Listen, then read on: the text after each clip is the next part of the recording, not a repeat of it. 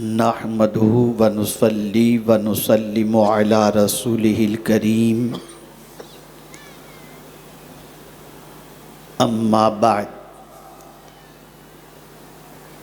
فاعوذ باللہ من الشیطان الرجیم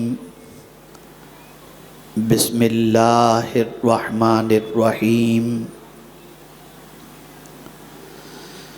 وَكَذَلِكَ جَعَلْنَاكُمْ أُمَّةً وَسَطًا صدق اللہ العظیم۔ قابل قدر علماء ذوی الاحترام، سادات کرام، حاضرین و حاضرات سنی اجتماع، السلام علیکم ورحمۃ اللہ وبرکاتہ۔ میرے پیارے آقا صلی اللہ تعالی علیہ وسلم کے پیارے دیوانوں اور خواتین اسلام، آیہ کریمہ کے جس حصے کی تلاوت کا میں نے شرف حاصل کیا اس سے متعلق کچھ معروضات پیش کرنے سے پیشتر آقا کریم رؤوف الرحیم علیہ التحیۃ والتسلیم کی بارگاہ بے کس پناہ میں جس طریقے سے میں پڑھاؤں عقیدت و محبت میں ڈوب کر اسی طریقے سے درود و سلام کا نذرانہ پیش کریں۔ الصلاۃ والسلام علیک یا رسول اللہ، الصلاۃ والسلام علیک یا حبیب اللہ، الصلاۃ والسلام علیک یا نبی اللہ، الصلاۃ والسلام علیک یا نور اللہ، وعلی آلک واصحابک یا حبیب اللہ، صلی اللہ تعالی علیہ وسلم۔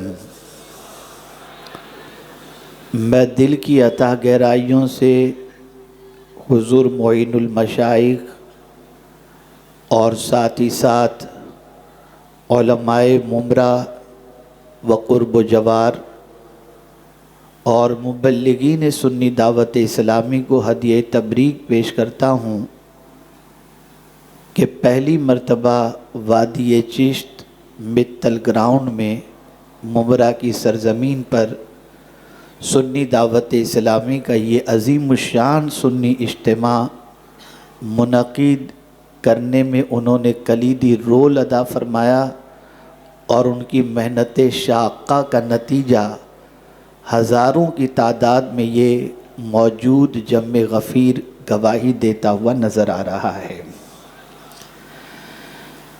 اللہ رب العزت جل جلالہ حضور معین المشائخ اور اسی کے ساتھ ساتھ علماء اہل سنت اور عوام اہل سنت کو دین متین سے وابستگی کے ساتھ دین کی خدمت کی مزید توفیق عطا فرمائے، اور ہم سب سے وہ کام لے جس سے اللہ اور اس کے رسول جل جلالہ و صلی اللہ علیہ وسلم راضی ہو جائیں۔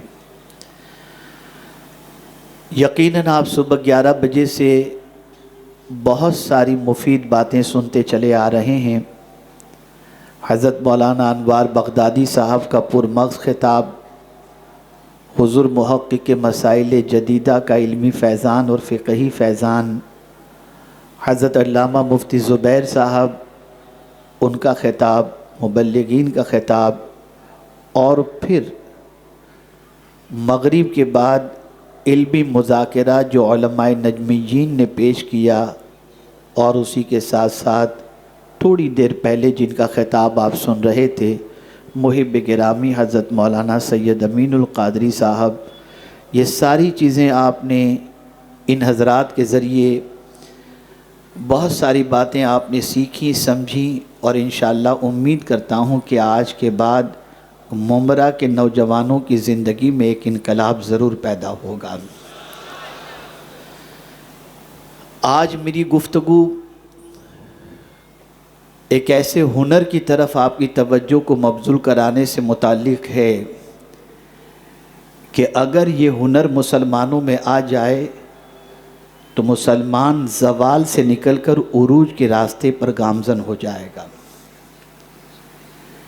یقیناً قوموں کی تباہی کا جب جب تذکرہ ہوتا ہے تو علمی پسماندگی کے حوالے سے، اخلاقی پسماندگی کے حوالے سے، سیاسی پسماندگی کے حوالے سے، معاشی پسماندگی کے حوالے سے ذکر کیا جاتا ہے اور کہا جاتا ہے کہ یہ قوم اس لیے زوال پذیر ہے کہ یہ ساری چیزیں اس کی زندگی سے دور ہو چکی ہیں۔ علمی اعتبار سے بھی مسلمان کمزور، اخلاقی اعتبار سے بھی کمزور، معاشی اعتبار سے بھی کمزور اور فکری اعتبار سے بھی کمزور ہے، جس کی بنیاد پر یہ قوم زوال پذیر ہے۔ لیکن آج ایک نئے باب کا اضافہ میں کر دوں کہ ہماری قوم کی تباہی کا سبب یا تباہی کے اسباب صرف یہی نہیں ہیں، بلکہ ہماری قوم کی تباہی کے اسباب میں سے ایک بڑا سبب یہ ہے کہ ہم اسراف کے شکار ہو گئے اور ہم نے میانہ روی کو چھوڑ دیا۔ میں چاہوں گا کہ جتنی دیر آپ کے درمیان میں کچھ معروضات پیش کروں، مکمل توجہ اور انہماک کے ساتھ آپ گفتگو کو اس نیت سے سماعت فرمائیں کہ قرآن مقدس میں رب قدیر جل جلالہ نے ارشاد فرمایا وَذَكِّرْ فَإِنَّ الذِّكْرَىٰ تَنفَعُ الْمُؤْمِنِينَ، اور نصیحت کرو کہ نصیحت ایمان والوں کو نفع پہنچاتی ہے۔ اگر نصیحت آپ کو نفع نہیں پہنچا رہی، یا نصیحت پر عمل کا جذبہ پیدا نہیں ہو رہا، یا نصیحت کے مطابق زندگی گزارنے کا حوصلہ آپ کے اندر پیدا نہیں ہو رہا، تو میں یہ کہنے میں حق بجانب رہوں گا کہ کسی حد تک ایمان کمزور ہو چکا ہے، اس لیے کہ میں کوئی اپنے گھر کی بات نہیں، جتنی بھی باتیں آپ کی سماعتوں کے حوالے کرنے کی کوشش کروں گا وہ ساری باتیں یا تو قرآن سے ہوں گی یا انشاءاللہ حدیث سے ہوں گی، تاکہ آپ قرآن و احادیث کے ذریعے کی جانے والی نصیحتوں کو اپنے دل میں جگہ دے سکیں اور اپنی زندگی کو تبدیل کر سکیں۔ یہاں ایک بات میں آپ کی سماعتوں کے حوالے کر دوں کہ حضرت فضیل بن عیاض رحمۃ اللہ تعالی علیہ اپنے گھر سے ایک خطیب کے خطاب کو سننے کی غرض سے نکل رہے تھے، اور نکلنے سے پہلے اپنی والدہ سے انہوں نے عرض کیا کہ ماں، شہر میں ایک بہت بڑے خطیب تشریف لائے ہیں اور میں اس خطیب کے خطاب کو سننے کے لیے جا رہا ہوں۔ ماں نے برجستہ سوال پوچھا، بیٹے خطیب کا خطاب سن کر کیا کرو گے؟ کہا ماں، میں نے سنا ہے وہ بہت بڑے خطیب ہیں۔ تو ماں نے فرمایا، بیٹے سنو، میں اس خطیب کے خطاب کو سننے سے پہلے تمہاری نیت کو درست کر دوں۔ بیٹا، تم اس نیت سے تقریر سننے کے لیے جاؤ کہ جو کچھ اللہ اور اس کے رسول کی باتیں وہاں بتائی جائیں گی تم اس پر عمل کرو گے، ورنہ ہوگا یہ کہ جان کر کے بھی عمل نہ کرنے کا گناہ تمہارے سر پر مزید ہو جائے گا۔ تو میں گزارش کروں گا کہ آج یہ جمع غفیر جو یہاں پر موجود ہے، اپنا من بنائیں، اپنی سوچ بنائیں، اپنی فکر بنائیں کہ یہاں سے جو پیغام آپ کی سماعتوں کے حوالے کیا جائے گا ان پیغام پر عمل بھی کرنا ہے اور اپنی زندگی کو اس کے سانچے میں ڈھالنے کی کوشش بھی کرنی ہے۔ میرے پیارے آقا صلی اللہ علیہ وسلم کے پیارے دیوانوں، قرآن مقدس میں رب قدیر جل جلالہ نے فرمایا وَكَذَلِكَ جَعَلْنَاكُمْ أُمَّةً وَسَطًا، اور یوں ہی ہے کہ ہم نے تم کو بہترین امت بنایا۔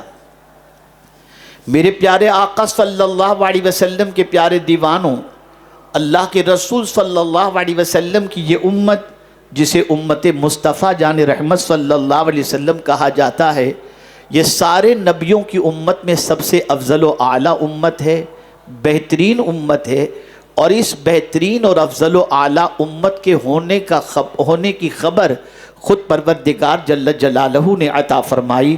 میرے پیارے آقا صلی اللہ علیہ وسلم کے پیارے دیوانوں، وسط کے معنی درمیان کے ہوتے ہیں، اور یاد رکھیں جو درمیانی چیز ہوتی ہے وہ بڑی اہم ہوا کرتی ہے۔ اسی لیے آقا کریم صلی اللہ علیہ وسلم نے ارشاد فرمایا خیر الامور اوسطھا، بہترین کام درمیانی کام ہوا کرتا ہے۔ آپ اندازہ لگائیں میرے پیارے آقا صلی اللہ علیہ وسلم کے پیارے دیوانوں، آج کا مسلمان تباہی اور بربادی کے دہانے پر جو پہنچا ہوا ہے، اس کے کئی اسباب میں سے ایک سبب یہ بھی ہے کہ مسلمان کہیں گیا تو بہت زیادہ گیا، کہیں رکا تو بہت زیادہ رک گیا، درمیان کے پہلو کی طرف اس نے توجہ نہیں دی۔ میں اس کے حوالے سے قرآنی بہت ساری آیتیں آپ کی سماعتوں کے حوالے آج کروں گا، تاکہ آج آپ یہاں سے اللہ اور اس کے رسول کے پیغام کو اس طریقے سے سینے میں اتار کر کے جائیں کہ جس کی وجہ سے آپ اس پر عمل کرنے کے بعد اپنی دنیا بھی سنوار لیں اور اپنی آخرت بھی سنوار لیں۔ آئیے میں آپ کو بتاؤں، جو چیز درمیان میں ہوتی ہے اس کا مقام کتنا عرف و اعلیٰ ہوتا ہے۔ میرے پیارے آقا صلی اللہ علیہ وسلم کے پیارے دیوانوں، اپنی زندگی کے 3 ادوار کے حوالے سے غور کریں۔ شاید کہ بہت سارے تیسرے دور کے اندر داخل نہیں ہوئے اور بہت ساروں کا پہلا دور بھی گزر چکا ہے، لیکن اس وقت جس دور سے اتنا بڑا مجمع گزر رہا ہے وہ جوانی کا دور ہے۔ آپ دیکھیں، انسان کی زندگی کے 3 دور ہوا کرتے ہیں، 3 ادوار ہوا کرتے ہیں، ایک بچپنا، ایک جوانی، ایک بڑھاپا۔ لیکن اب آپ دیکھیں، بچپنے کی کیفیت کا اندازہ لگائیں اور بڑھاپے کی کیفیت کا اندازہ لگائیں، اور پھر جوانی کو دیکھیں تو یہ جوانی درمیانی ہماری عمر ہے، یہ جوانی درمیان میں آتی ہے، بچپن اور بڑھاپے کے درمیان جوانی ہے۔ اور یاد رکھیں، اگر کسی نے اپنی جوانی سنوار لی اس نے اپنی زندگی سنوار لی، کسی نے اپنی جوانی برباد کر دی اس نے اپنی زندگی برباد کر دی۔ آقا کریم رؤوف الرحیم علیہ التحیۃ والتسلیم کے نزدیک جوانوں کا بڑا اونچا مقام ہے، جوانوں کا بڑا اونچا درجہ ہے، جوانوں کی بڑی اہمیت ہے۔ آج اگر ہم دیکھیں تو ہماری قوم کا جوان جس کی عمر کو تعلیمی کام کے اندر گزارنا چاہیے، تعمیری کام میں گزارنا چاہیے، فلاحی کام کے اندر گزارنا چاہیے، لیکن ہم دیکھتے ہیں کہ ہماری قوم کا جوان آج علمی اعتبار سے، اخلاقی اعتبار سے، ہر اعتبار سے اگر دیکھا جائے تو پسماندگی کا شکار نظر آتا ہے۔ آئیے جوانوں، میں تمہیں رسول اعظم صلی اللہ علیہ وسلم کے کچھ ارشادات جوانوں سے متعلق بتاؤں کہ جوان کی اہمیت اللہ کے رسول صلی اللہ علیہ وسلم نے کیا بیان فرمائی۔ میرے آقا صلی اللہ علیہ وسلم ارشاد فرماتے ہیں، جو جوان صبح کے وقت عبادت کرتا ہے اس کا مقام اس بوڑھے کے بڑھاپے میں عبادت کرنے والے کے مقابلے میں ویسا ہی ہے جیسا رسولوں کا مقام امتیوں کے اوپر ہوا کرتا ہے۔ اے رسول اعظم صلی اللہ تعالی علیہ وسلم کے دیوانوں، جوانوں کی بڑی اہمیت ہے، جوانوں کی بڑی قدر و قیمت ہے۔ اور آج تاریخ اٹھا کر کے دیکھیں، جس قوم کا جوان سنبھل جاتا ہے اس قوم کے اندر انقلاب پیدا ہوتا ہے۔ یہی وہ عمر ہے جس عمر کے اندر اگر آپ نے علم انویسٹ کیا، جس عمر کے اندر آپ نے اخلاق اپنے سنوار لیے، جس عمر کے اندر آپ نے اپنی عادتیں سنوار لیں، تو یاد رکھیں آپ کی نسلوں کی عادتیں بھی سنور جائیں گی اور ان کی زندگی میں بھی انقلاب پیدا ہوگا۔ میں آپ کو مثال کے ذریعے سمجھاؤں، جو ماں پڑھی لکھی ہوتی ہے، جو باپ پڑھا لکھا ہوتا ہے، انہوں نے اپنی جوانی تعلیم میں گزاری ہوتی ہے، اخلاق سنوارنے کے اندر گزاری ہوتی ہے، عبادت و ریاضت میں گزاری ہوتی ہے، وہ کبھی نہیں چاہیں گے کہ ان کی نسل جو ہے جاہل رہ جائے، ان کی نسل آوارہ گردی کی شکار ہو جائے، بلکہ ماں بھی محنت کرتی ہے، باپ بھی محنت کرتا ہے، کبھی اخلاق منتقل کیے جاتے ہیں، کبھی عادتیں منتقل کی جاتی ہیں، کبھی علم منتقل کیا جاتا ہے، نتیجتاً ایک اچھے معاشرے کی تشکیل ہوتی ہے۔ میں پوچھنا چاہتا ہوں، جو باپ خود گٹکھا کھا رہا ہو، جو باپ خود شراب پی رہا ہو، جو باپ خود جوانی کے عالم کے اندر ڈرگز استعمال کر رہا ہو، بھلا اس کی نسلوں سے آپ کیا امید رکھ سکتے ہیں؟ اس کی نسلوں کے سنورنے کے حوالے سے کیا توقع رکھ سکتے ہیں؟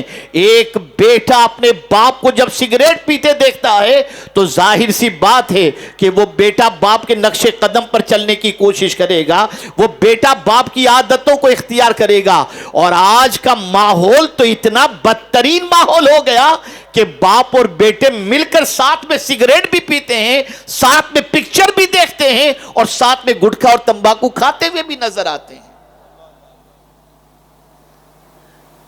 درمیانی عمر ہے جوانی، یہ بہت اہم عمر ہے، چاہے وہ بچے کی ہو یا بچی کی۔ نوجوان بچہ سنور جائے تو معاشرہ سنور جاتا ہے، نوجوان بچی سنور جائے تو ماحول سنور جایا کرتا ہے۔ اے رسول اعظم صلی اللہ تعالی علیہ وسلم کے دیوانوں، آج پوری دنیا نوجوانوں کو اٹریکٹ کر رہی ہے۔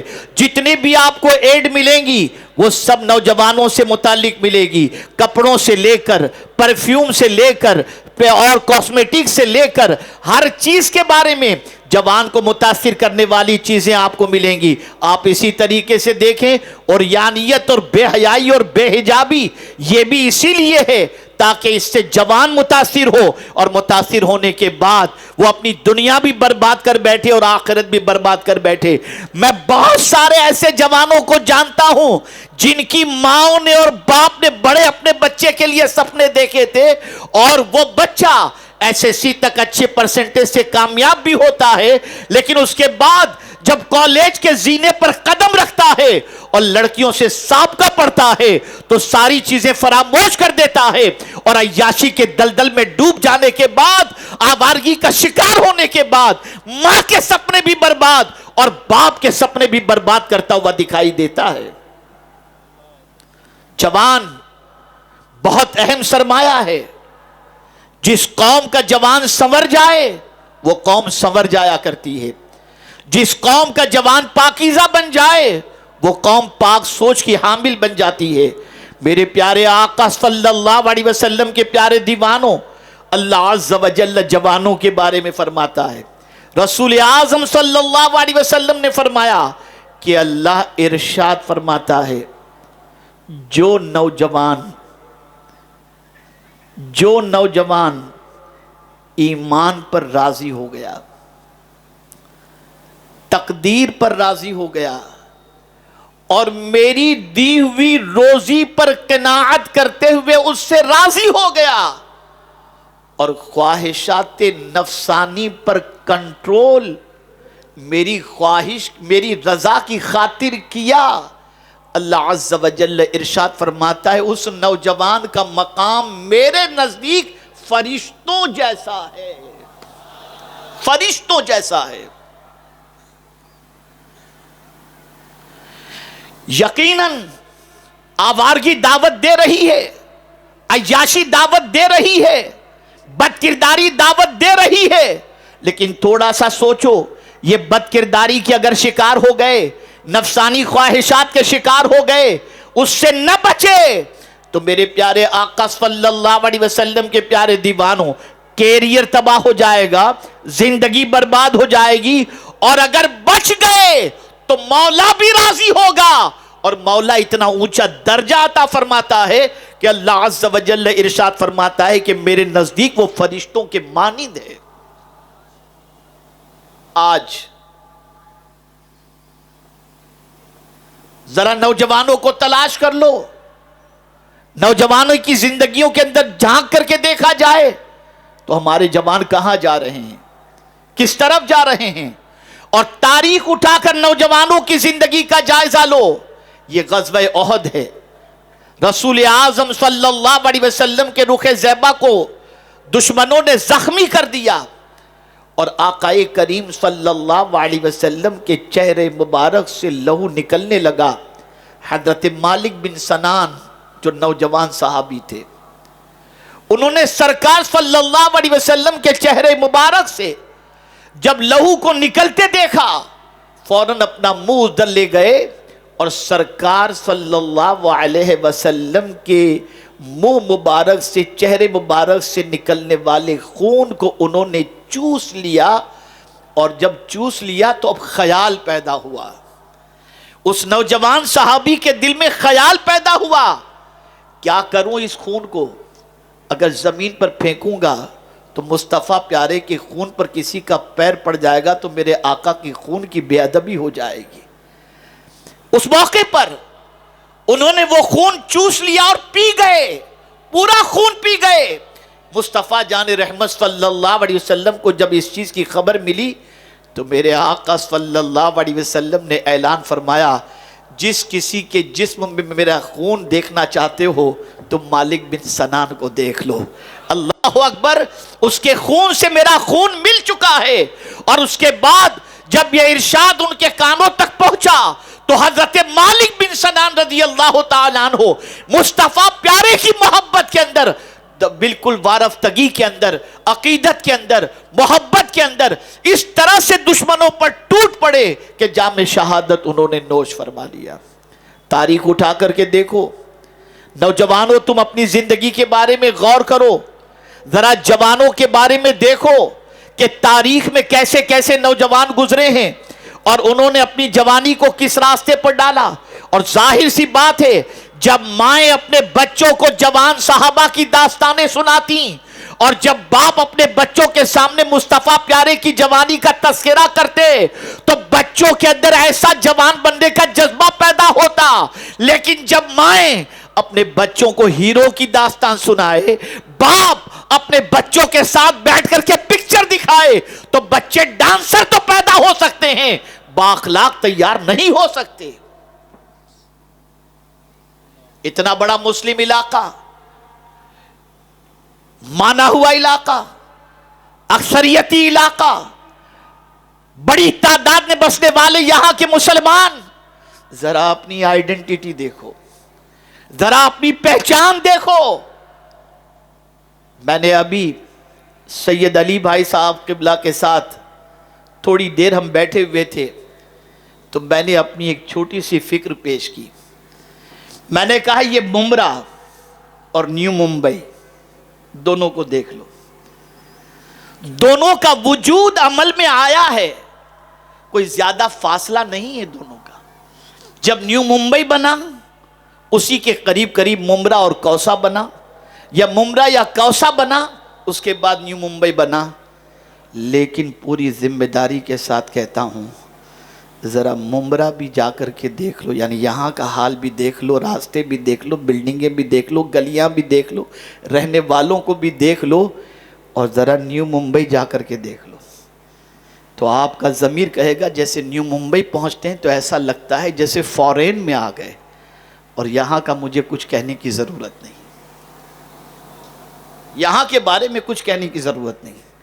ایک اور میرا اپنا تجزیہ میں آپ کو بتاؤں، سب سے زیادہ ہوٹل اگر کسی علاقے میں نظر آئیں گی تو وہ مسلم علاقہ، اور صرف ہوٹل ہی نہیں، سب سے زیادہ کیمسٹ بھی آپ کو مسلم محلے میں نظر آئے گی، اور سب سے زیادہ ڈاکٹر بھی آپ کو، اور ڈسپینسری بھی اور کلینک بھی آپ کو مسلم محلے میں نظر آئے گی۔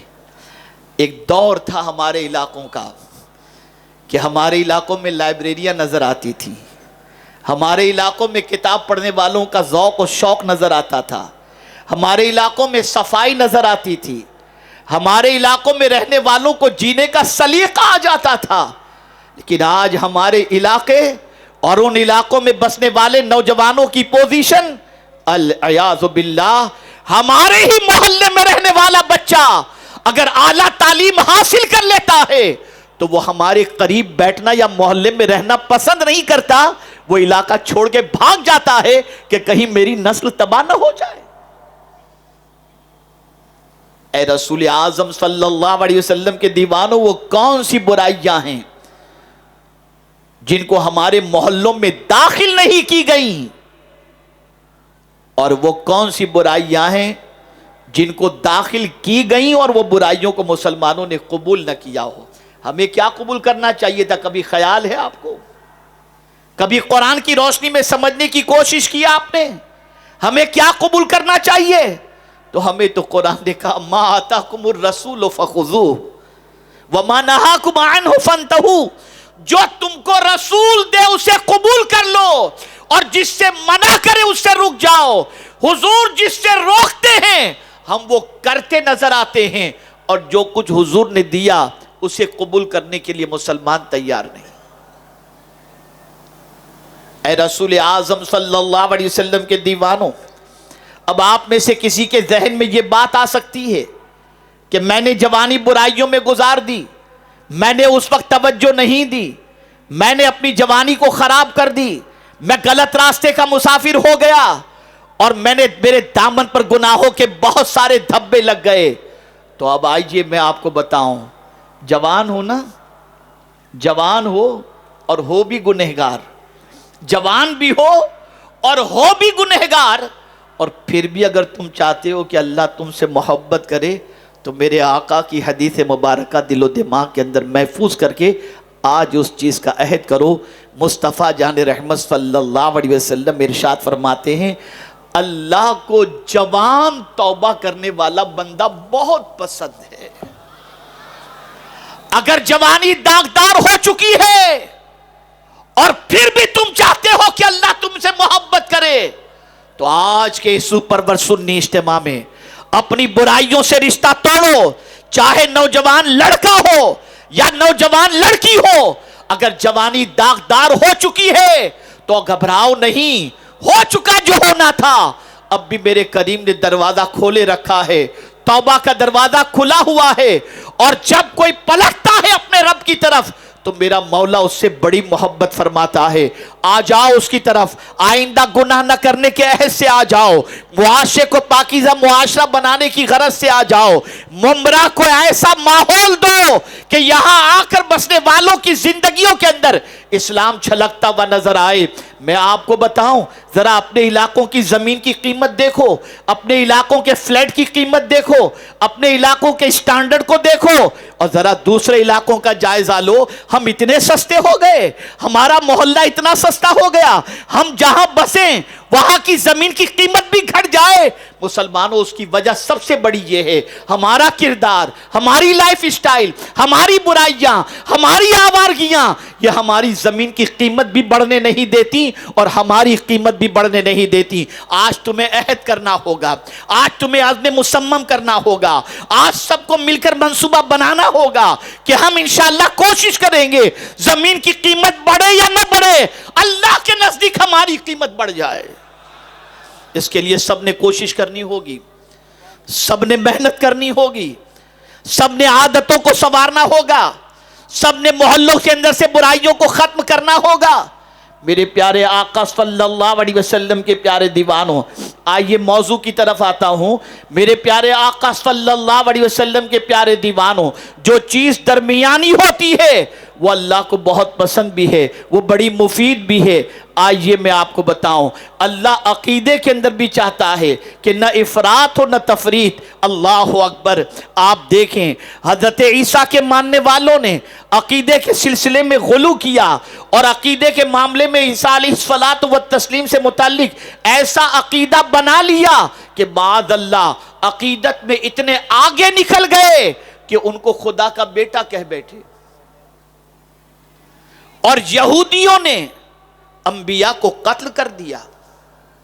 لیکن اللہ اکبر، مصطفیٰ جان رحمت صلی اللہ علیہ وسلم کے امتی اپنے نبی سے اتنی محبت کرتے ہیں کہ نہ خدا کا بیٹا کہتے ہیں، بلکہ امام عشق و محبت کے شعر میں عقیدے کی درمیانی کیفیت کا تذکرہ کر دوں، لیکن رضا نے ختم سخن اس پہ کر دیا، خالق کا بندہ اور خلق کا آقا کہوں تجھے۔ میرے پیارے آقا صلی اللہ تعالی علیہ وسلم کے پیارے دیوانوں، یاد رکھیں، ایمان کے حوالے سے بھی رسول اعظم صلی اللہ تعالی علیہ وسلم نے جو ہمیں تعلیم عطا فرمائی ہے، وہاں بھی درمیان کی پوزیشن، الایمان بین الخوف والرجاء۔ آپ اندازہ لگائیں، ایمان خوف اور امید کے درمیان کو کہتے ہیں۔ آپ جانتے ہیں میرے پیارے آقا صلی اللہ علیہ وسلم کے پیارے دیوانوں، ایمان خوف اور امید کے درمیان ہوا کرتا ہے۔ اب آپ کو بتاؤں، خوف اور امید یہ کیسے؟ تھوڑا سا سمجھیں، بڑا لطیف نکتہ ہے۔ خوف اور امید، جوانی میں اللہ سے ڈرو اور جب بڑھاپے میں گناہ کرنے کے لائق نہ رہو تو پھر اللہ سے امید رکھو، پھر اللہ سے امید رکھو کہ اللہ تمہارے گناہوں کو معاف فرما دے، اس کی رحمت پر بھروسہ رکھو۔ اے رسول اعظم صلی اللہ تعالی علیہ وسلم کے دیوانوں، عبادت کے معاملے کے اندر بھی اگر آپ دیکھیں تو آپ کو پتہ چلے گا رسول اعظم صلی اللہ تعالی علیہ وسلم کی عبادات سے متعلق جانکاری حاصل کرنے کے لیے 3 لوگ امہات المؤمنین کے دروازے پر پہنچے، دولت کدے پر پہنچے، یہ جاننے کے لیے کہ حضور صلی اللہ علیہ وسلم کس طریقے سے عبادت کرتے ہیں۔ توجہ چاہوں گا، غور سے سنیے گا۔ پہنچے امہات المؤمنین کے دولت کدے پر، اور جانے کے بعد سوال پوچھتے ہیں کہ آقائے کریم صلی اللہ تعالی علیہ وسلم جلوت میں جو زندگی گزارتے ہیں اس کے بارے میں تو کسی حد تک واقفیت ہے، حضور صلی اللہ علیہ وسلم باقی اوقات کو کس طریقے سے گزارتے ہیں، کس طرح سے عبادت کرتے ہیں؟ اللہ اکبر۔ امہات المؤمنین نے جواب کے اندر ارشاد فرمایا رسول اعظم روزہ بھی رکھتے ہیں، افطار بھی کرتے ہیں، آرام بھی کرتے ہیں، عبادت بھی کرتے ہیں، اور رسول اعظم صلی اللہ تعالی علیہ وسلم کھانا بھی کھاتے ہیں اور روزے بھی رکھتے ہیں۔ اسی طریقے سے انہوں نے مصطفیٰ جان رحمت صلی اللہ علیہ وسلم کی ایک درمیانہ زندگی کو ان سوال پوچھنے والوں کے سامنے پیش کر دیا، تو تینوں میں سے ایک نے جواب دیا کہ میں تو زندگی بھر ابھی عبادت چھوڑوں گا ہی نہیں، حضور تو اللہ کے آخری نبی ہیں، ان کے لیے تو کوئی معاملہ نہیں ہے، لیکن ہمیں زیادہ عبادت کرنی چاہیے، ہم پوری زندگی عبادت میں گزاریں گے۔ دوسرے نے کہا میں بیوی کے قریب نہیں جاؤں گا، تیسرے نے کہا میں مستقل روزے رکھوں گا۔ توجہ چاہوں گا یہ تینوں عمل کے بارے میں۔ ایک نے کہا بیوی کے قریب نہیں جاؤں گا، عورت کے قریب نہیں جاؤں گا، دوسرے نے کہا میں پوری زندگی روزے کے اندر گزاروں گا، اور تیسرے نے کہا کہ میں عبادت میں اپنی پوری زندگی گزاروں گا۔ آقائے کریم صلی اللہ علیہ وسلم نے تینوں کی باتیں جہاں حضور تھے وہاں حضور نے سن لی، جہاں حضور تھے وہاں حضور نے سن لی، اور پھر حضور تشریف لائے اور ان تینوں سے پوچھا تم کیا کہہ رہے تھے؟ توجہ چاہوں گا، عبادت میں اعتدال، تم کیا کہہ رہے تھے؟ انہوں نے جواب میں کہا یا رسول اللہ صلی اللہ علیہ وسلم میں تو یہ کہہ رہا تھا کہ میں نماز کبھی نہیں چھوڑوں گا، عبادت کے اندر مستقل اپنی زندگی گزارنے کی کوشش کروں گا۔ دوسرے نے اپنی کیفیت بتا دی، تیسرے نے اپنی کیفیت بتا دی، کوئی گناہ کے کام کی بات نہیں کی۔ اب سنیے حضور کیا فرماتے ہیں۔ میرے آقا صلی اللہ علیہ وسلم نے ارشاد فرمایا میں روزے بھی رکھتا ہوں اور کھانا بھی کھاتا ہوں، میں سوتا بھی ہوں اور عبادت بھی کرتا ہوں، میں شادی بھی کیا ہوں، بیوی کے حقوق بھی ادا کرتا ہوں، اور پھر حضور نے فرمایا یہ میری سنت ہے، اور جس نے میری سنت سے اعراض کیا وہ میرا ہے ہی نہیں۔ عبادت میں بھی اعتدال، یہ نہیں کہ سب چھوڑ چھاڑ کر مسجد پکڑ لو، یہ نہیں کہ سب چھوڑ چھاڑ کر کے روزے کے اندر لگ جاؤ، نہیں، اعتدال۔ بیوی کو بیوی کا حق دو، بچوں کو بچوں کا حق دو، گھر والوں کو گھر والوں کا حق دو، تجارت کو تجارت کا حق دو۔ اسی طریقے سے آپ دیکھیں جب دنیا اور آخرت کی بات آتی ہے تو یہاں بھی اعتدال کا معاملہ نظر آتا ہے۔ آپ ہر جمعہ کو سنتے ہوں گے مسجد سے مؤذن جو ہے سورہ جمعہ کا آخری رکوع پڑھتا ہوا نظر آتا ہے، اور بہت سارے امام بھی جمعۃ المبارکہ کی نماز کے اندر سورہ جمعہ کا رکوع پڑھتے ہوئے نظر آتے ہیں۔ کیا ہے؟ توجہ چاہوں گا، یا ایھا الذین آمنوا اذا نودی للصلاۃ من یوم الجمعہ فاسعوا الی ذکر اللہ وذروا البیع۔ مارکیٹ میں ہو نا، کاروبار کر رہے ہو، تبھی تو وذروا البیع کا حکم آیا۔ اے ایمان والو، جب منادی کی آواز تمہارے کانوں سے ٹکرائے نماز جمعہ کے لیے تو دوڑو اللہ کے ذکر کی طرف، کاروبار چھوڑ دو۔ توجہ چاہوں گا، کاروبار چھوڑ دو، اور کاروبار چھوڑ کر جاؤ کہاں؟ نماز کی طرف جاؤ۔ جب منادی کی آواز تمہارے کانوں سے ٹکرائے چھوڑ دو، نماز کی طرف آ جاؤ، لیکن نماز پڑھ کے مسجد میں بیٹھے مت رہنا۔ نماز پڑھ کر مسجد میں بیٹھے مت رہنا۔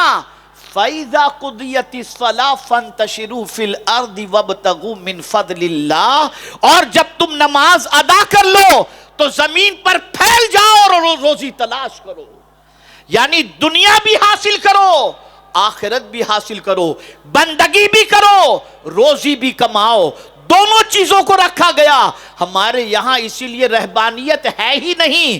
میرے پیارے آقا صلی اللہ تعالی علیہ وسلم کے پیارے دیوانوں، یہ نہیں بتایا گیا کاروبار چھوڑو اور 4 مہینے کے لیے نکل جاؤ، یہ نہیں بتایا گیا ماں باپ کو تڑپتا چھوڑو اور نکل جاؤ، نہیں، تم ماں باپ کی خدمت بھی کرو۔ اور ماں باپ کی خدمت کی اگر بات آتی ہے تو میرے پیارے آقا صلی اللہ تعالی علیہ وسلم کے پیارے دیوانوں، رسول اعظم صلی اللہ علیہ وسلم نے جہاد جیسے موقع پر بھی جب ماں اور باپ کی بات آتی ہے تو صحابہ سے سرکار نے فرمایا ان کی خدمت کرنا یہ جہاد سے بھی افضل و اعلیٰ ہے۔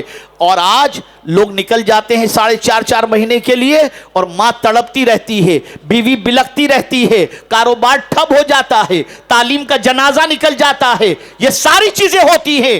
اسلام نے یہ طریقہ نہیں سکھایا، اسلام نے ہمیں درمیانی طریقہ عطا فرمایا ہے۔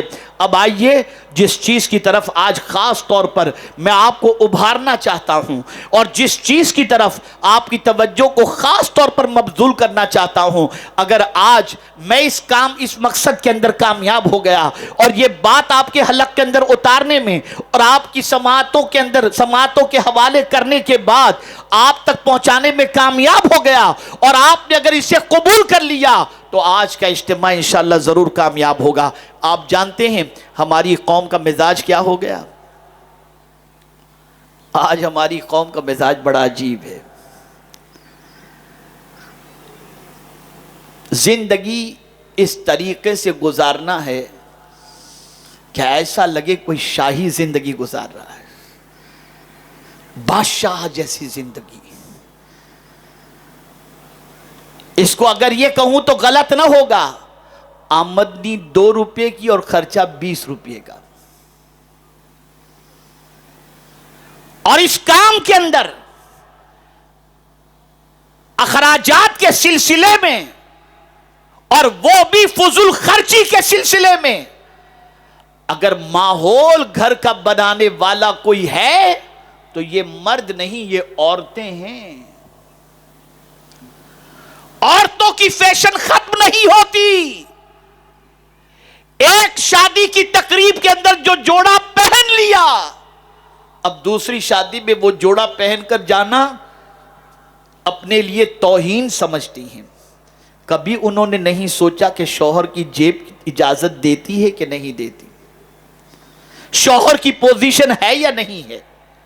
اگر ہم کہیں کہ معاشرے کے اندر اگر حرام کاروبار پھیلا ہے اور حرام کی طرف اگر توجہ مبذول ہوئی ہے تو کسی حد تک اگر مردوں کا قصور ہے تو کچھ نہ کچھ فیصد خواتین کا بھی اس کے اندر رول ضرور ہے۔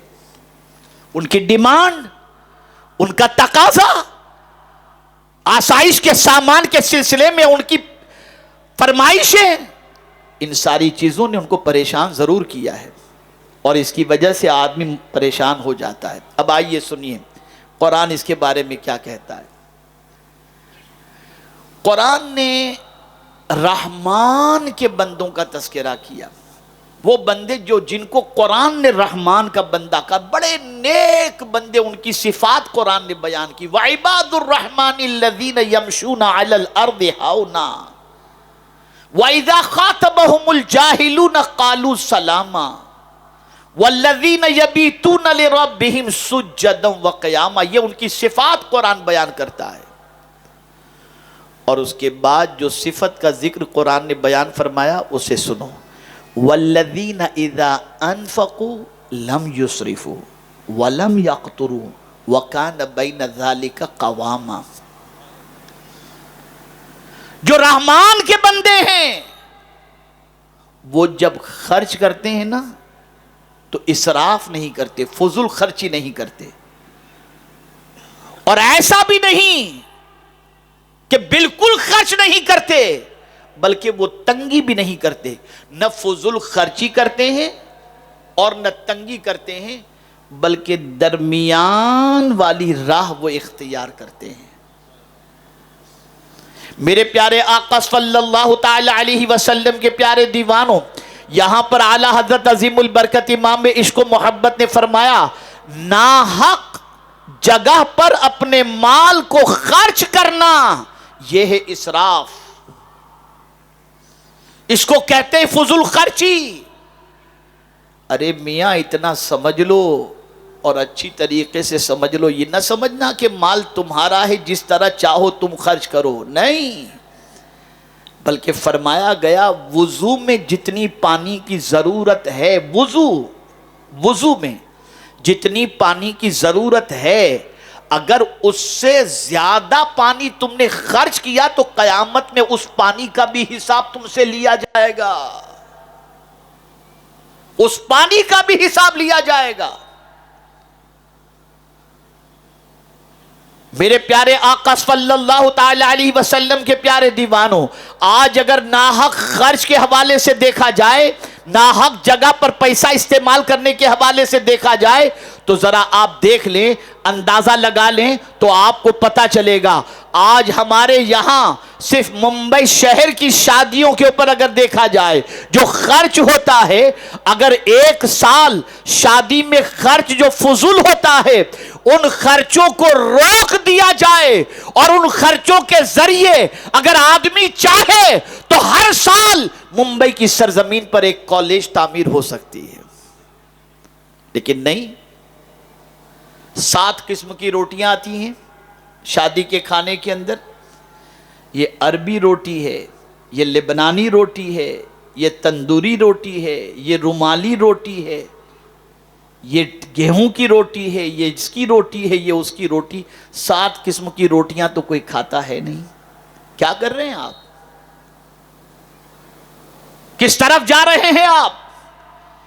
جس مال کو بے دریغ آپ خرچ کر رہے ہو، یہ مال آپ کا نہیں ہے، یہ اللہ کی امانت ہے، اور اسے اسی طریقے سے خرچ کرو جس طریقے سے اللہ عز و جل نے خرچ کرنے کا حکم عطا فرمایا ہے۔ ڈیکوریشن 60 لاکھ 20 لاکھ اس کا ڈیکوریشن کیا جاتا ہے۔ ذرا سوچو، کل بروز قیامت اللہ عز و جل پوچھے گا، حدیث مبارکہ میں ہے، آقا کریم صلی اللہ علیہ وسلم نے ارشاد فرمایا، جب تک کہ بندہ 5 سوالوں کے جواب نہیں دے گا قیامت کے دن اپنی جگہ سے ہل نہ سکے گا۔ ان میں سے ایک سوال یہ ہوگا، بندہ مال تو نے کہاں سے کمایا، من این اکتسب وفیما انفقا، کہاں سے کمایا اور کہاں تو نے خرچ کیا، یہ قیامت میں اللہ پوچھے گا۔ بندہ جب تک اس کا جواب نہیں دے گا قیامت میں اپنی جگہ سے ہل نہ سکے گا۔ میرے پیارے آقا صلی اللہ تعالی علیہ وسلم کے پیارے دیوانوں، بڑی معذرت سے میں عرض کروں گا، بڑی معذرت کے ساتھ میں عرض کروں گا، آج اللہ ماشاءاللہ شادی میں شاید ہی کوئی ایسا ہو جو قرض کے بوجھ تلے دبا ہوا نظر نہ آئے۔ ایک شادی کرنی ہے تو اس شادی کے اندر اخراجات اتنے ہوتے ہیں کہ ان اخراجات کے لیے جب تک کہ لوگوں سے تقاضا نہ کیا جائے، قرض نہ لیا جائے، اس وقت تک کہ وہ شادی مکمل نہیں ہو پاتی۔ میں پوچھنا چاہتا ہوں، اس اسراف کا انجام اتنا خطرناک ہے کہ باپ قرض لے کر بچے کی شادی کرتا ہے دنیا کو دکھانے کے لیے، اور اس کے بعد جب باپ مر جاتا ہے تو اپنے بچے کے لیے قرض چھوڑ کر کے مرتا ہے۔ بند کرو یہ فضول خرچیاں، صرف اس لیے کہ اللہ پسند نہیں فرماتا۔ ہارون رشید، خلیفہ ہارون رشید کا ایک عیسائی طبیب تھا۔ اس عیسائی طبیب نے اس وقت کے ایک بڑے عظیم عالم دین سے اس نے کہا، یار اللہ کی کتاب قرآن مقدس کو تم اتنی عظیم کتاب کہتے ہو، لیکن اس پوری کتاب کے اندر جو ہے وہ علم طب، میڈیکل کے بارے میں کچھ موجود نہیں ہے۔ توجہ چاہوں گا، اس قرآن کے اندر میڈیکل کے بارے میں، علم طب کے بارے میں کچھ بھی نہیں ہے۔ اس عالم دین نے جواب دیا، غور سے سنو، اگر بات سمجھ میں آ جائے تو انشاءاللہ زندگی سنور جائے گی۔ اس عالم دین نے جواب دیا، میں پوری آیت بھی تم کو نہیں بتاتا، تم جو علم طب کی بات کرتے ہو نا، آدھی آیت میں اللہ نے پورا علم طب رکھ دیا ہے، آدھی آیت میں۔ وہ چونکا، اور اس عیسائی طبیب نے کہا آدھی آیت میں؟ کہا ہاں۔ کہا سناؤ؟ کہا قرآن کہتا ہے کلو وشربو ولا تسرفو، کھاؤ پیو اور اسراف نہ کرو۔ جیسے ہی اس نے یہ سنا، کہنے پر مجبور ہو گیا کہ جس قرآن کے اندر اللہ نے اتنی عظیم بات کہی ہے کہ کھاؤ اور پیو اور اسراف نہ کرو، یہی تو سب سے بڑا مسئلہ ہے کہ انسان ضرورت سے زیادہ کھا لے تو بیمار ہو جاتا ہے، اور فضول کی وجہ سے بہت ساری بیماریاں اس کے اندر جنم لیتی ہیں۔ لیکن قرآن کا یہ فیصلہ اپنی جگہ پر صحیح ہے، اور یقیناً اس کے اندر علم طب موجود ہے۔ آقا کریم صلی اللہ علیہ وسلم نے اسی لیے ارشاد فرمایا، جب بھوک لگے تب کھاؤ، اور جب بھوک باقی ہو تو ہاتھ کو کھینچ لو، انشاءاللہ کبھی بیمار نہیں پڑو گے۔ میں اپنی طرف سے عرض کرتا ہوں، لیکن اس چیز پر عمل کرنے کی وجہ سے انشاءاللہ بیمار نہیں پڑو گے۔ لیکن حضور نے یہ فرمایا جب بھوک لگے تب کھاؤ، اور جب بھوک باقی ہو تو کھینچ لو۔ یہ نہیں کہ اتنا کھا لو کہ 7 اپ کا دھکا مارنا پڑے اندر اتارنے کے لیے۔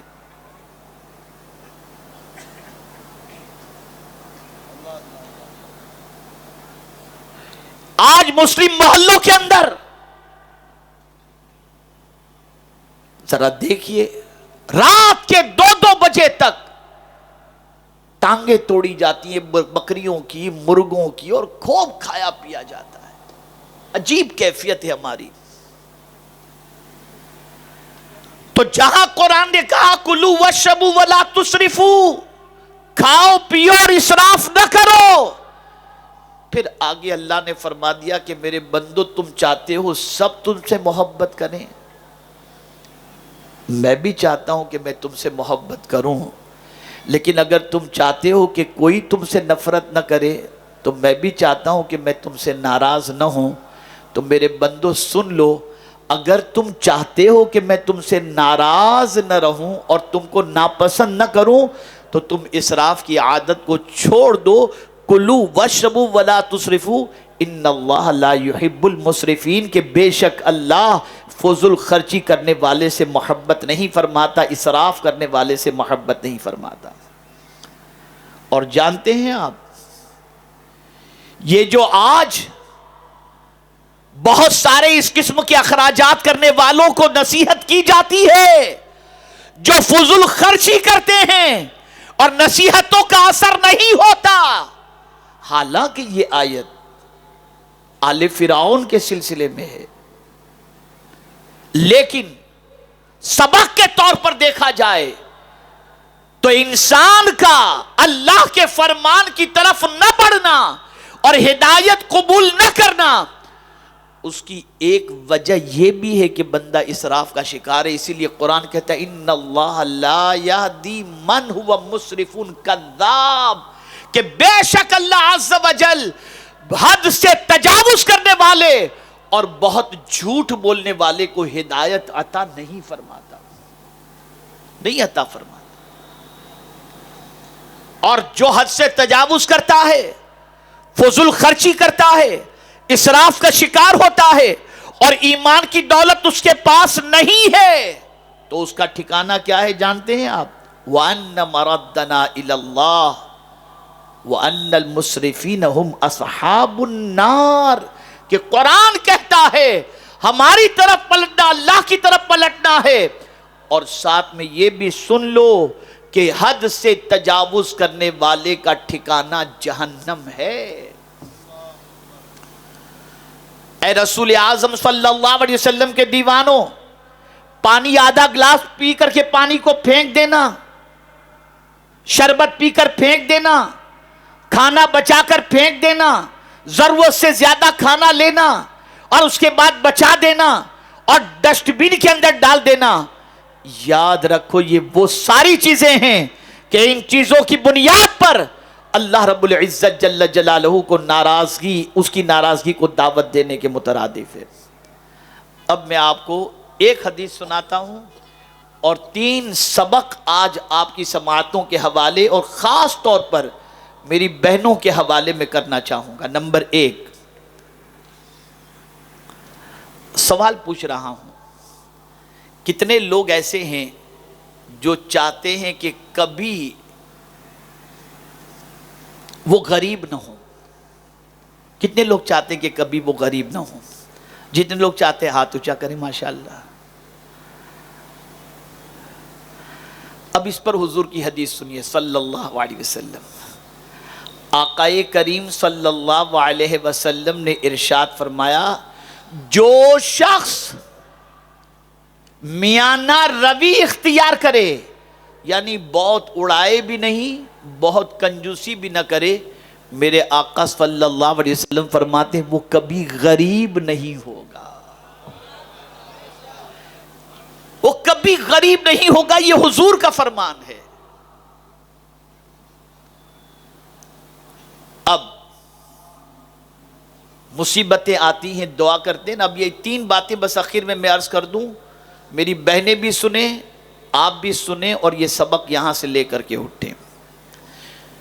مصیبت آتی ہے تو دعا کے لیے ہاتھ اٹھتے ہیں کہ نہیں اٹھتے؟ جواب دیجیے گا، اتنا بڑا مجمع ہے، میں آپ کا جواب سننا چاہوں گا تاکہ میں سمجھا سکوں، مجھے لگے کہ میں آپ کو سمجھا رہا ہوں اور آپ سمجھ رہے ہیں۔ مصیبت آتی ہے تو ہاتھ دعا کے لیے اٹھتے ہیں کہ نہیں اٹھتے؟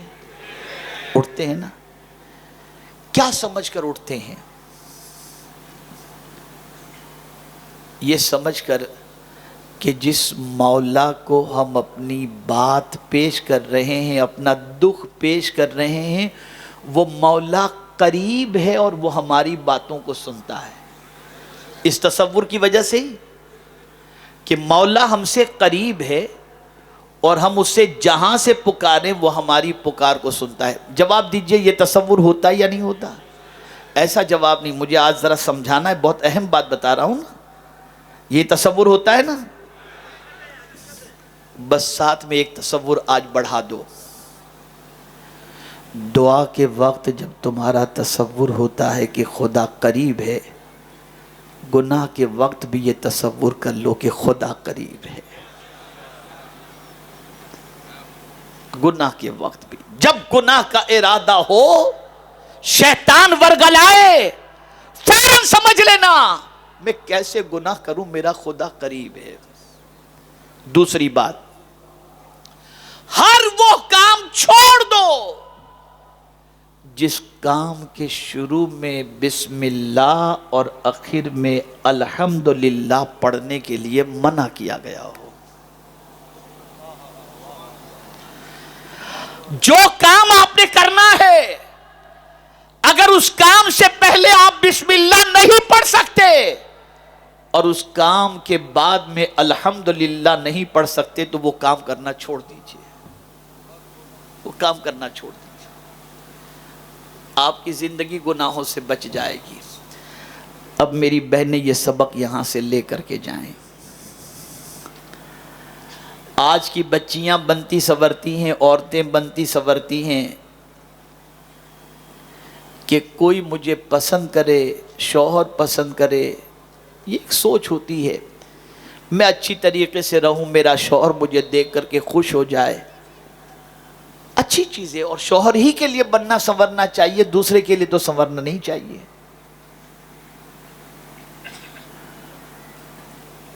ایک عورت یہ سوچتی ہے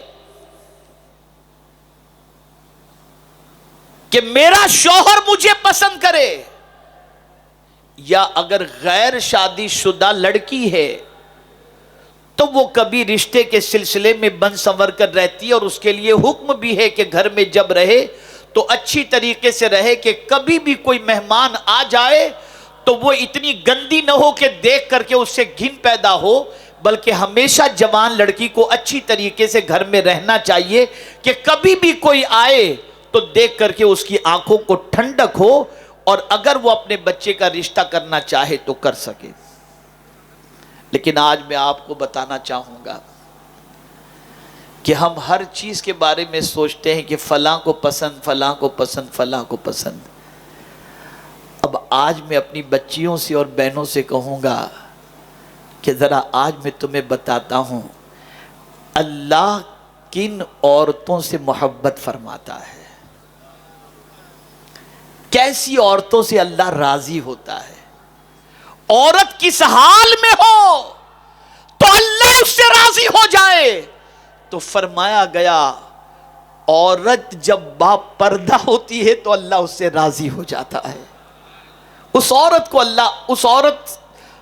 وہ عورت اللہ کو بہت زیادہ اچھی لگتی ہے جو عورت با پردہ رہتی ہے۔ آج اگر ماؤں کی دعائیں بچوں کے حق میں قبول نہیں ہوتی، اس کی وجہ بے پردگی ہے۔ تاریخ اٹھا کر کے دیکھو کہ جب بارش نہیں ہوتی تھی تو با پردہ خاتون کے دوپٹے کا دھاگا لے کر کوئی اللہ کی بارگاہ میں دعا کرتا تھا تو اس دھاگے کی وجہ سے اللہ بارش کو نازل کر دیا کرتا تھا۔ تو اگر کوئی عورت یہ چاہتی ہے کہ اللہ راضی ہو جائے تو بے پردگی چھوڑ دو، با پردہ بن جاؤ، لیکن پردہ صرف لباس کا نہیں ہونا چاہیے، ذہن پر بھی گناہوں کے سلسلے میں، قلب کے اندر بھی برائیوں کے جذبات کے سلسلے میں پردہ ڈال دو، خیالات بھی پاکیزہ کرو، دل کے اندر اللہ عز و جل اور اس کے رسول صلی اللہ علیہ وسلم کی محبت بھی پیدا کرو، اور گناہوں سے اپنے رشتے کو توڑو۔ دوسری چیز جو اگر عورت اختیار کر لے تو اللہ اس سے راضی ہو جاتا ہے، وہ کیا چیزیں جانتے ہیں؟ وہ شادی شدہ عورت جو اپنے شوہر کی غیر موجودگی میں اس کے مال اور اس کی عزت کی حفاظت کرتی ہو، کوئی اسے کچھ بھی کہے مولا اسے نیک عورت فرماتا ہے۔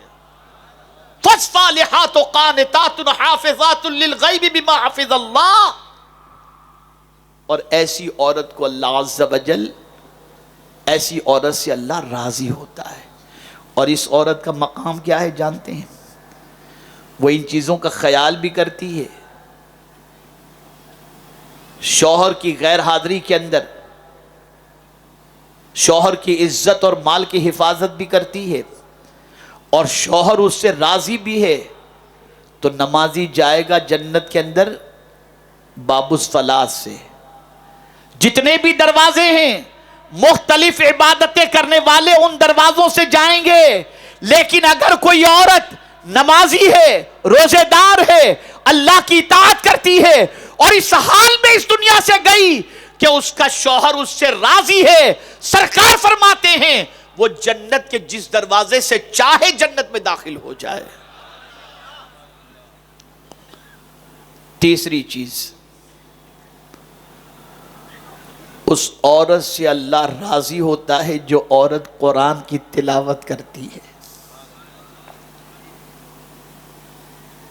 تم سب کو راضی کرنے کی کوشش کرتی ہو، شادیوں کے اندر ڈانڈیا کھیل کر، رقص کر کے، ڈانس کر کے سب کو خوش کرنے کی کوشش کرتے ہو، لیکن کسی کی خوشی تمہیں کچھ فائدہ نہیں پہنچائے گی۔ لیکن اگر اللہ کو تم نے راضی کر لیا تو دنیا بھی سنور جائے گی اور آخرت بھی سنور جائے گی۔ اور جب تم قرآن پڑھو گی نا تو اللہ راضی ہو جائے گا، جب قرآن کی تلاوت کرو گی اللہ راضی ہو جائے گا۔ اور بس ایک آخری بات عرض کر کے میں اپنی گفتگو کو ختم کرتا ہوں، اور وہ آخری بات یہ ہے، جب کسی کے کاندھے پر سر رکھ کر رونے کا دل چاہے، جب کسی کے کاندھے پر سر رکھ کر رونے کا دل چاہے تو قرآن اٹھا لو، اسے سینے سے لگاؤ اور جی بھر کر کے رو لو۔ قرآن کو سینے سے لگا کر جی بھر کر کے رو لو، یہ قرآن تمہارے سارے غم کو ہلکا کر دے گا۔ بدلو اپنی سوچ کو۔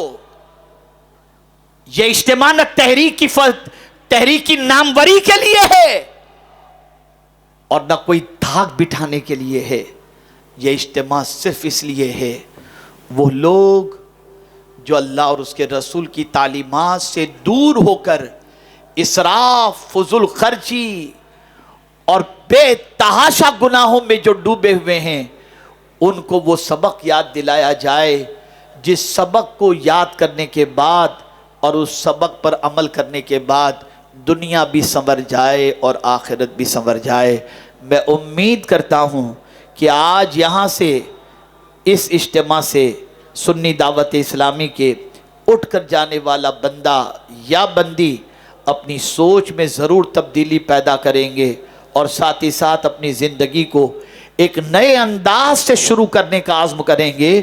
اور اگر میری باتیں آپ دل و دماغ کے اندر آپ نہیں اتارتے اور اس پر عمل کا جذبہ پیدا نہیں ہوتا، جیسے تھے ویسے ہی رہتے ہو، تو اس میں نہ میرا قصور ہے نہ آپ کا قصور ہے، اس لیے کہ اللہ عز و جل کے ارشاد کا فائدہ تو اسی کو پہنچتا ہے جو ایمان والا ہے۔ اس سے پتہ چلا اگر ہم نفع نہیں اٹھاتے تو ہمارا ایمان کہیں نہ کہیں سے کمزور ہے۔